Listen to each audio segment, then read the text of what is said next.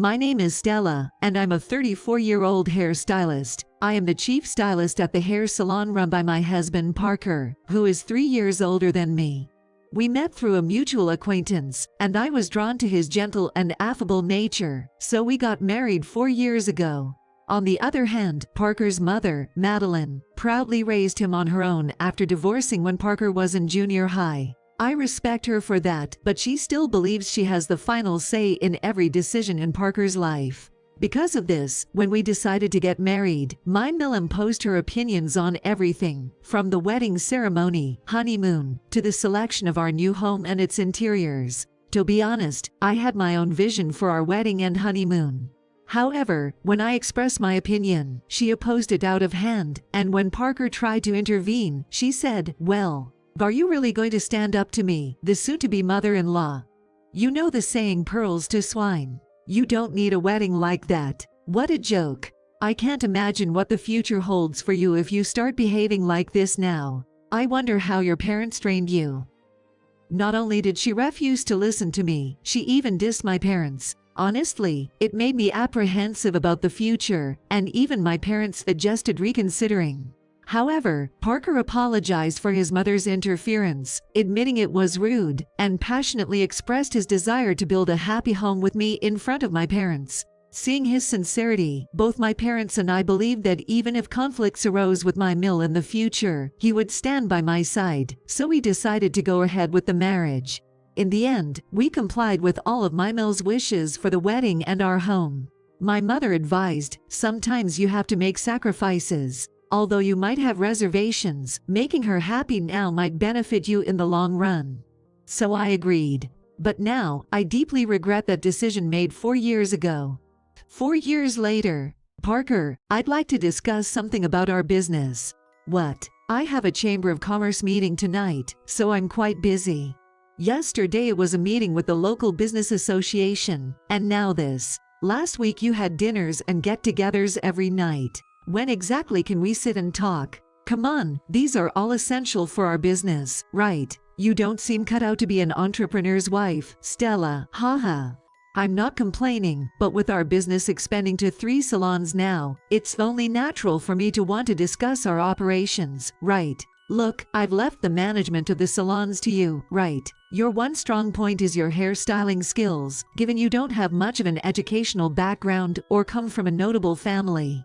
It's a given that you should use that skill to boost our sales. So why do you expect me to handle it? Isn't that weird? No, not again.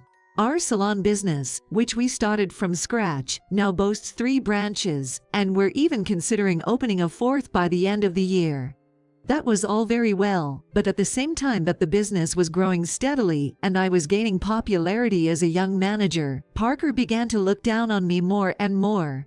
It started with comments about my education, and then it escalated to mocking my appearance, clothing choices, and even comparing me unfavorably to stylists from rival salons. Moreover, if I put off doing something he asked or didn't respond to his texts right away, he'd give me the silent treatment. When this happens, he comes home late and leaves the meals I prepare untouched. He'd conspicuously order food delivery or grab a sandwich and coffee from a convenience store.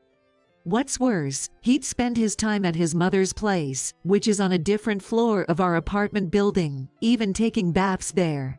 At first, I was frantic, wondering how to appease him. Out of fear of further upsetting him, I'd still prepare meals and get the bath ready, knowing he wouldn't use them.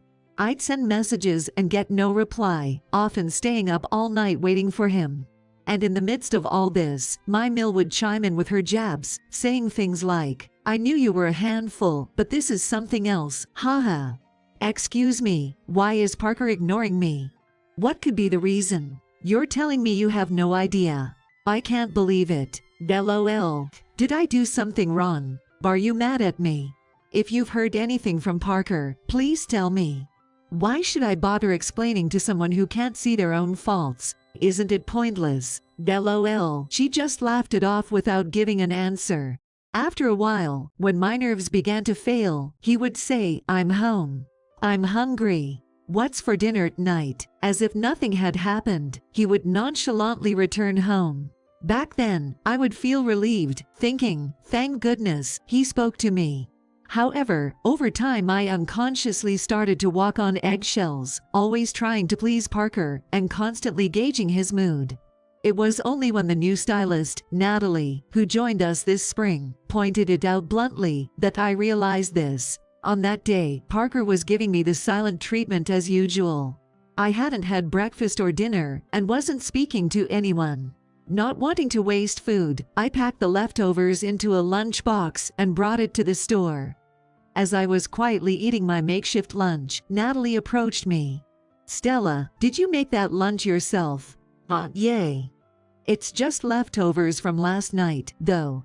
I know it's not my place as a newbie, and especially as it seems to be a personal matter between you and Parker, but do you realize that Parker is trying to control you?" "What? Control me? What do you mean? I could be wrong, but isn't Parker deliberately ignoring you?" "Yay, he is. I thought so. I've noticed him doing it. While he's all smiles with everyone else in public, he ignores you even when you try to talk to him in the staff room. And when he thinks no one's looking, he pushes your hand away rudely. And then, that lunch of yours. Grilled mackerel and meat and potatoes. It's obviously just last night's leftovers, isn't it? There's a huge difference between the colorful and nutritious lunches you usually make and this." When Natalie said that, she shared with me, "Actually, it was like that before my mom split from my real dad." It seems Natalie's parents separated when she was in her freshman year of high school, and her real dad often ignored her mom just like Parker did. My mother used to cry because he would thoroughly ignore her, as if a switch had been flipped, even though the trigger was something really small and unimportant. "I see." And eventually, she started to constantly watch his mood, and her smiles turned insincere. "It's really hard to watch something like that from the side." Then Natalie explained that the reason Parker ignores me is because he wants to control me by using silence. By ignoring me, he ensures that I constantly feel obligated to him, and he can always feel superior, probably smirking to himself about it. If you think about it, it's pretty obvious, right? Normally, if your partner is troubled or hurt, you'd be worried and it would hurt you too. But people like bossy types find pleasure in seeing their partner suffer and be anxious. It's messed up. After being firmly told this by Natalie, even when Parker would become moody and ignore me, or when my meal would join in and provoke me, I no longer felt as shaken as before. In fact, once I began to observe Parker with such eyes, all I could see was his childishness and selfishness, as well as his mother meanness, which she did not even try to correct. However, it seemed they didn't like my changed attitude, and the oppressive silence from both Parker and my meal gradually became an everyday occurrence. He'd come home whenever they felt like it, and would lock themselves in their rooms. He stopped showing up to the store and the company, and essentially, I was left running both all by myself. One of those days. It was an off day for the store, and I was deep cleaning the house after a long time. I usually rely on the Roomba and Brava, but the weather's nice, so I thought I'd clean every nook and cranny today. Thinking this, I started by cleaning the windows while playing my favorite music on my smartphone, when suddenly, Parker and Mimel came into the house without a word. As they plopped down on the living room couch, they said, "Since your husband and Mill are seated right here, how about making some tea for us? You're such an inconsiderate wife, lol." "Totally. But thankfully, we'll be saying goodbye to you soon, lol." "Oh, what a relief," they remarked. Baffled, I reluctantly made some tea and placed it on the coffee table, to which they said, "You see, Parker has a child on the way. So, we'll need you to step back and move out. You have about 2 weeks. After that, you'll need to leave this condo, lol. Of course, you'll have to quit your job too. And there's no severance pay, lol." That's what they blurted out. A child with Parker. Does that mean he cheated? And I have to move out, lose my job, and no severance pay? Even for a couple in a Cold War state, this sudden barrage of news left me with my head spinning, unable to comprehend what was happening. His next wife is nothing like you, lol. She comes from a wealthy family and graduated from a top women's college. Plus, she trained in Paris, the beauty capital, afterward. There's no way you can compare, so you better give up quickly, lol. She's 3 months pregnant, so I want to settle things and make her feel secure as my wife soon. That's right. I'm so excited. I'm sure we'll have a wonderful child, they rambled on. So, being 3 months pregnant means the result of an affair, right? Yes, so. What's your point? It's just that Sophie and I met out of order. We were truly tied by the strings of fate. I see. And because you want to remarry your fated partner, you want me to leave. That's what we've been saying, LOL. You're so slow to catch on, LOL. Seeing the giggling attitude of Parker and Mimel made my head feel like it was about to burst. Feeling the need for some time to think, I asked them to leave. Well, I guess it'll take time for you to wrap your head around it. Fine, Parker said, retreating to Mimel's room. After that, I didn't feel like continuing the cleaning, and just sat on the floor. But when I looked up, the only light in the dim room was the glowing screen of my phone. It was a call from Natalie. Natalie. Stella. Where are you right now? Are you at home? I responded with a simple yes, and Natalie said she'd come over right away, then hung up. About 30 minutes later, Natalie showed up, holding 2 bulging eco bags. Sorry to intrude. I just bought some random food and drinks. Cheerfully saying that, she washed her hands and started setting out the deli food she'd purchased. After fetching glasses from the kitchen, she poured some craft beer, which she mentioned was her recent favorite, and handed me a spoon, urging, "Let's eat before it gets cold." I took a bite, and the taste of a fluffy omelet with rice filled my mouth. It's delicious. Told you, right? Their omelet is just divine. She smiled brightly and said, I got various dishes, so please savor each one. It then struck me that I hadn't eaten since having some coffee and toast that morning. Until that point, I'd felt completely numb, but realizing I was hungry made me feel more human. After eating silently for a while and having some beer, Natalie started, I got a mass email from the boss saying you'll be leaving the store by the end of the month. I told her about Parker and Mimel demanding a divorce and that I leave the store. Natalie was silent for a moment, then looked me straight in the eyes and asked, What do you want to do, Stella? You mean what I want, not what I should do. It's your life, Stella. You should steer it in the direction you want. What I want, huh? When Natalie said that, I felt surprisingly clear-headed. I should get a divorce. There's no reason to continue being a family with Parker. I want a divorce. I want to start over, as soon as possible. I responded firmly. 1 week later, Parker gave me 10 days to decide, but once I took action, everything went smoothly. I didn't have many personal belongings to begin with, so once the moving company provided me with packing boxes, I quickly packed up. I entrusted Natalie with my belongings at the store, as I didn't want to see Parker until everything was settled. Simultaneously, I had a lawyer, recommended by a friend, draft documents requesting alimony and asset division from Parker. I signed a lease for a place I liked and, as soon as I moved in, had the lawyer send the documents to my mill.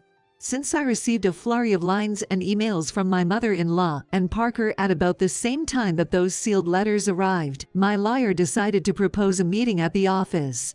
Day of the meeting. Waiting at the lawyer's office at the appointed time, a grinning Parker, my mill, and a young woman walked in. The lawyer asked the woman, May I ask who you are? Before she could reply, my mill proudly said, This is Sophie, the woman who'll become Parker's wife once he's divorced from you, LOL. Once the divorce papers with Stella are filed, I plan to submit the marriage papers with Sophie immediately, LOL, Parker added, beaming. To me, it was an irrelevant matter, so I only inquired if they'd agree to my terms. Yay, think of it as a settlement. I'll pay what you're asking, Parker said. I didn't think it was necessary, but Parker's such a generous guy, Sophie added with a smirk. He probably figured you'd need money, being alone for the rest of your life, LOL, Mimel sneered. She then presented the full amount I'd asked for in cash, sealed in a bank envelope. I filled out and stamped my section of the divorce papers and handed them over. As a parting shot, I said, I assume we'll never meet again, but just to be clear, no matter what happens in the future, I won't be there to help either of you. Is that your last word, LOL? Okay, we get it. You're bitter. No need to lash out, LOL, Sophie said, joining the laughter, and the three of them left the lawyer's office. About 1 year later, I currently work as a top stylist at a hair salon in the city center, and my assistant, starting last month, is Natalie. After deciding to divorce Parker at the lawyer's office, I immediately began job hunting. I'd won several competitions and had been featured as a popular stylist on a beauty website, so I easily found a new job. I live comfortably without touching the alimony or assets. Furthermore, I began dating a man I met at a joint training session with my current salon's affiliate. Surprisingly, I feel free and content every day. So, where are you going on your next date? Natalie teased. Hey, don't mock your senior. Even after I left Parker's shop, Natalie continued working there for a while. In fact, Natalie said, I'll quit right away, but I was the one who persuaded her. I had two reasons. Firstly, leaving so soon might make it seem like Natalie wasn't a team player or wasn't patient. Secondly, I was worried that Parker and my mill might target Natalie if she left with me. So, reluctantly, Natalie stayed. According to her, the subsequent drama involving Parker, my mill, and Sophie was like a roller coaster. Apparently, Sophie, having been all smug upon her arrival at the shop post my departure, only lasted a day. Turns out, one of the male staff members, who'd worked directly under me, was a former classmate of Sophie's from a beauty school in another state. Sophie, unaware, made a grand entrance into the salon with Parker, flaunting her Paris-trained hairstylist title. Doh. You said you're back from Paris, and I was expecting someone impressive. Turns out it's just you, Sophie, LOL. They. Leonard. Why are you here? Same question to you. Men, this is a surprise. You struggled a lot with the written exams and always got scolded by the teachers. So, Sophie, who repeatedly flunked her years, went to Paris. It's not like that, okay? I mean, right, Sophie? Well, you'd need a French hairstylist license to work in Paris, right? How did you become fluent in French out of the blue? LOL, of course, she studied it in college. Well, the Sophie who struggled with even basic English in beauty school now says this. She was so shocked that her skin was peeled off her face. What followed was a loud, heated argument between Mill, Sophie, and Parker, which escalated to the point where the police were called. The staff began to leave one by one.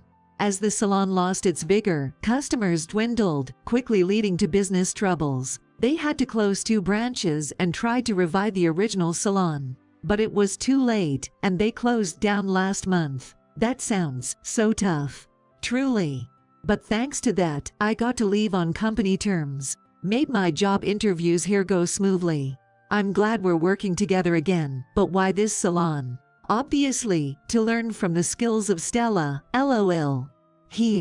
Got it. I'll train you well, LOL. Sometime after Natalie joined, I received a letter from Parker and Mill via the lawyer I'd hired for the divorce. They had no other way to reach me, as I'd cut off all communication, and even my parents had rejected them. The letter read, "We were deceived by Sophie. She wasn't pregnant, and her entire background was a lie. Instead of running the salon in your stead, she took all our money and vanished." It continued, "We lost the salon and the apartment we'd used as collateral. Our only hope is you, Stella. We believe in your kindness and hope you'll help us in our time of need. Please contact us soon." After skimming it, I called the lawyer and said, "Why should I care?" I then requested not to be contacted regarding them again. Indeed, as Natalie had once told me, life after I took charge had been on an upswing.